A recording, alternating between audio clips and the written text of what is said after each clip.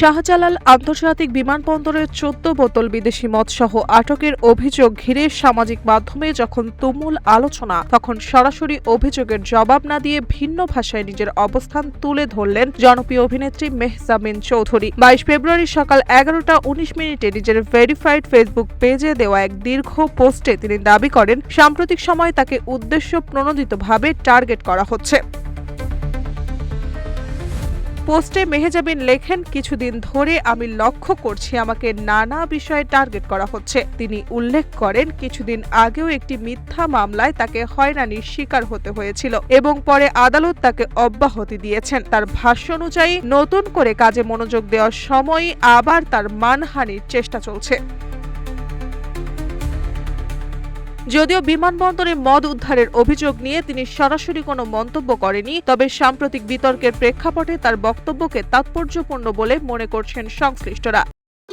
ভবিষ্যৎ হোক নিরাপদ, বিনিয়োগ হোক বিশ্বস্ত, আর আমার পছন্দ সল্ট বে। ওয়েলকাম টু সল্ট বে।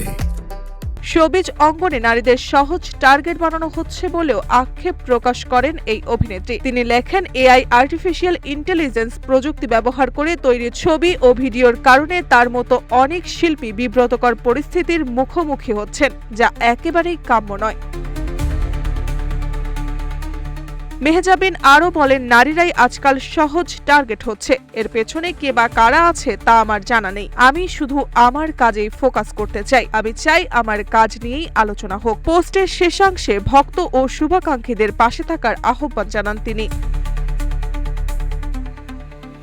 এর আগে একটি সংবাদ মাধ্যমের প্রতিবেদনে দাবি করা হয়, গত ১৭ আগস্ট ব্যাংকক থেকে BS-218 ফ্লাইটে ঢাকায় ফেরার সময় গ্রিন চ্যানেলের তল্লাশিতে মেহজাবিন, তার স্বামী নির্মাতা আদনান আল রাজীব এবং পরিচালক শঙ্খ দাশগুপ্ত এর লাগেজ থেকে ১৪ বোতল বিদেশি মদ উদ্ধার করা হয়। তবে সে সময় মামলা না করে তাদের ছেড়ে দেওয়া হয় বলে প্রতিবেদনে উল্লেখ করা হয়।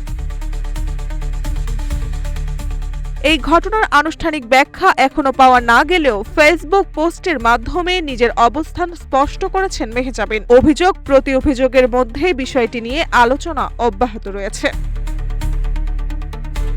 মার্জিয়া মৌ, রূপালী বাংলাদেশ।